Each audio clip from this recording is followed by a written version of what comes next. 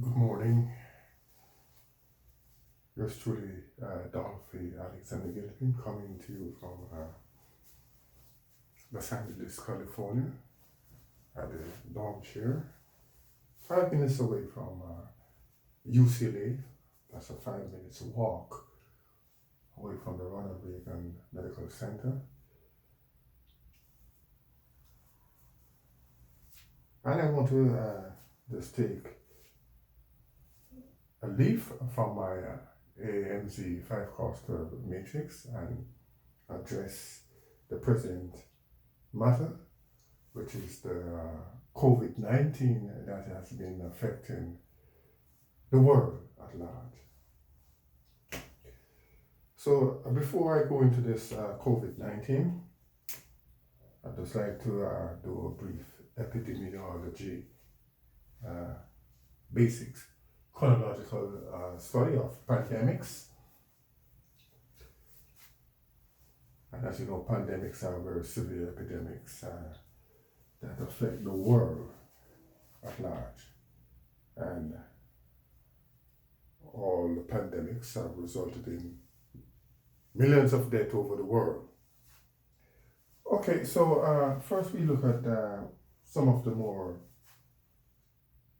serious cases of pandemics. And the first one we had was, we're going to look at it now, is the 1347 to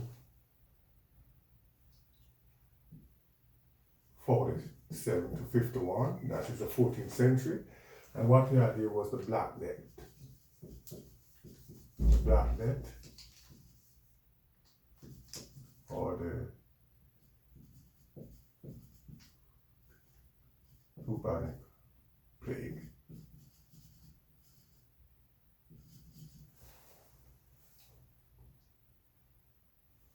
Now this is brief. That killed millions of people all over the world. And briefly, this was caused by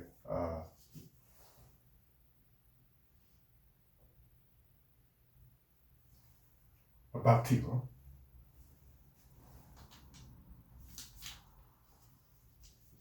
Yersinia pestis.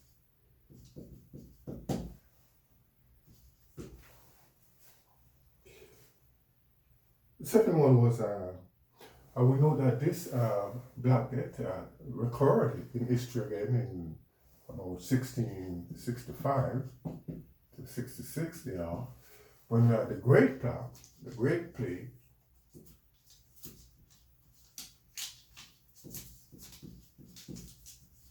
Great Plague in London, and which killed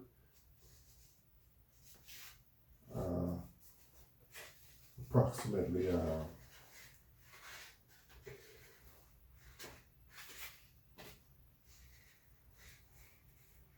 70,000 people in London alone.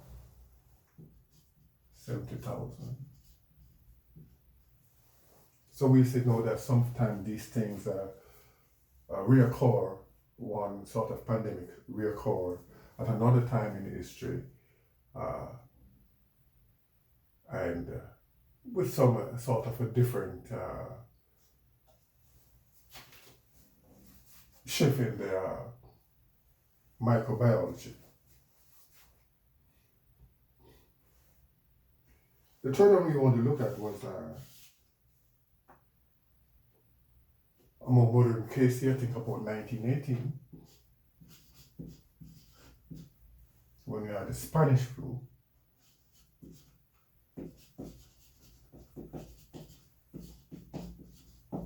And this was caused by a virus. Note that the first two was caused by bacteria, Yersinia pestis. The third one was the Spanish flu, and this was a virus. And then next we come down to sort of the more modern one, I think about 1957,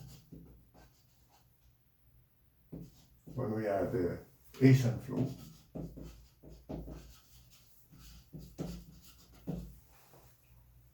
Then 1968, we had about what we call the Hong Kong flu.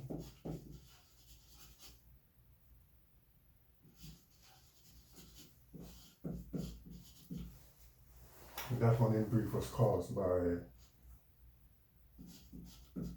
H3N2. That was a subtype of the influenza A.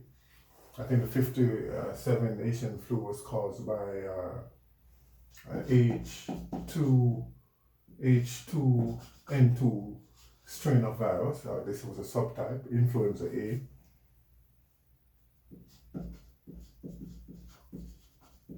Influenza A with a subtype H2N2. This was influenza A with a subtype H3N2, which is just a shift from a H2 to a H3. And that shift is by a process called antigenic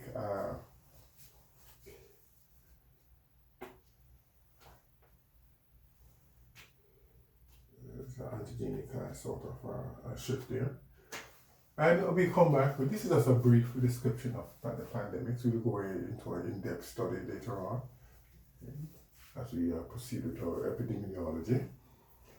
And 1968, then next one we had was about Hong Kong flu. Let's see here.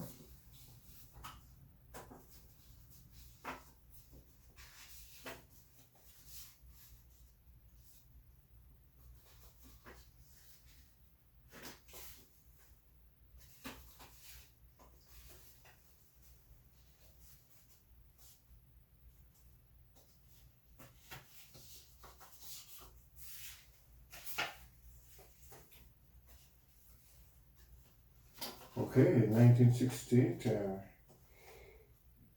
about 2009, we had the swine flu.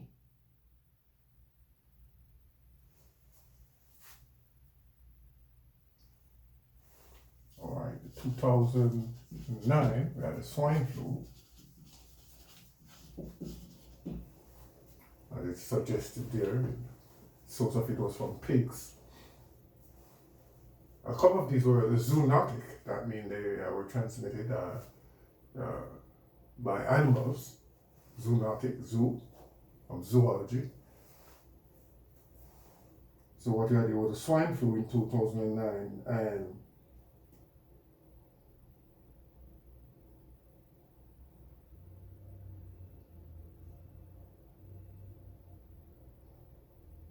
now we have the corona. 1, 2, 3, 4, 5, 6. Coronavirus now in 2019, going on to 2020. 2019, and that's why they named it the COVID. Coronavirus 19.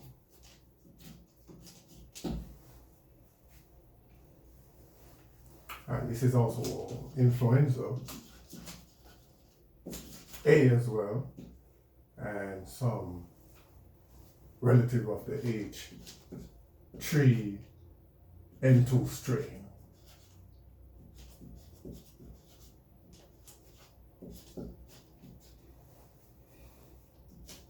Influenza A.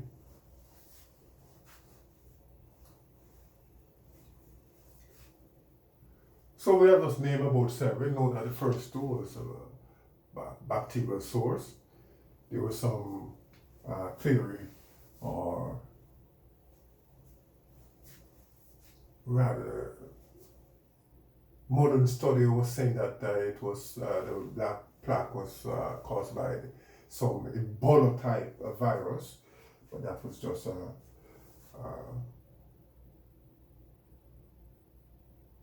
suggestion that it could have been caused by a Ebola type virus, and that was what modern studies say, but predominantly it is said to be caused by this bacterial pestis. And that it reoccurred in 1665-66 as the Great Plague in London, killing 70,000. Know that all these pandemics kill millions all over the world. And some of them were categorized as category 1, category 2, similarly like hurricanes. I think the Hong Kong flu was a category 2.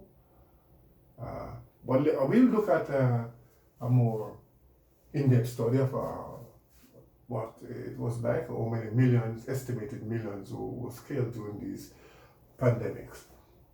And maybe we could add 10, but for the moment we have 7, and we will just go with the 7 at the moment. But the one for the moment here now is the present one, which is the 2019 COVID-19 influenza A type H3N2. And presently we are having a lot of preventative measures being taken. As you know, prevention is better than cure for this COVID-19, and our doctors and physicians and researchers, professional health researchers are working on some form of cure for it, but presently there is no FDA approved cure.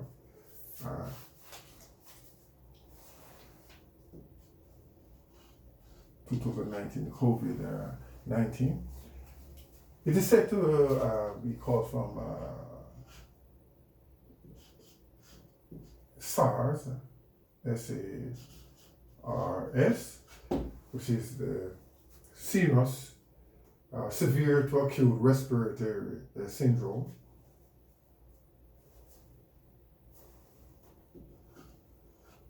Also, some related description is the COV2. The COVID virus is derived from the SARS, which is the severe acute respiratory syndrome, and also COVID-2. But like I said, we'll take a more in-depth look at it, and we'll also look at some of the treatment that was used in these pandemics, and like this one was cured by a lot of antibiotics, glycosides, and so on. Antibiotics, doxycycline was one of them for this plaque here.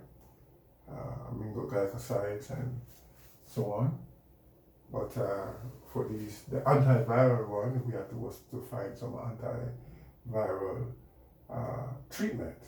And that's the difference between the bacterium source pandemics and the viral source pandemics. And today we have the COVID-19, which is viral.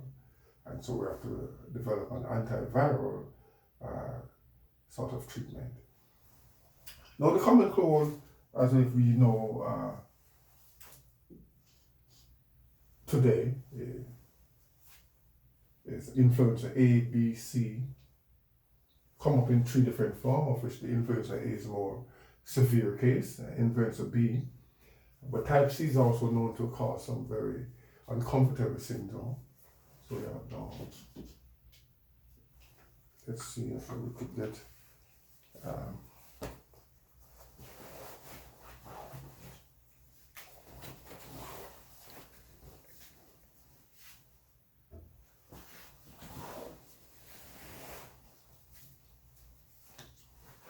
writing source as sort of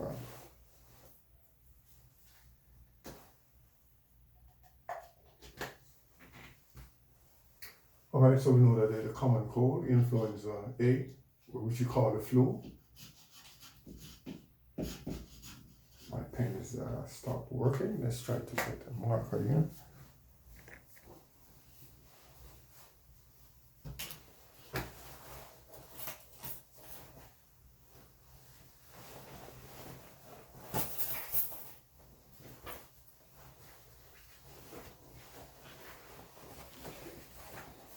Okay.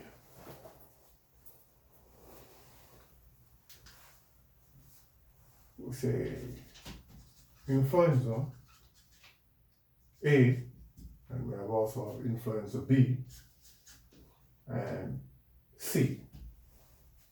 We have also D, but we stop at these 3, and that's the common cold, which this is the most severe case of the common cold. And for this, we know that we have treatment of Tamiflu, and for the most severe case, we have amantadine.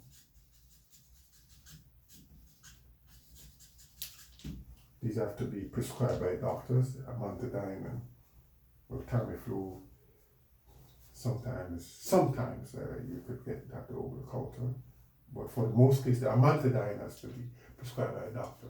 We look at the chemical structure and chemical formula and pharmacokinetics of these two, and in order to try to develop one for the COVID-19.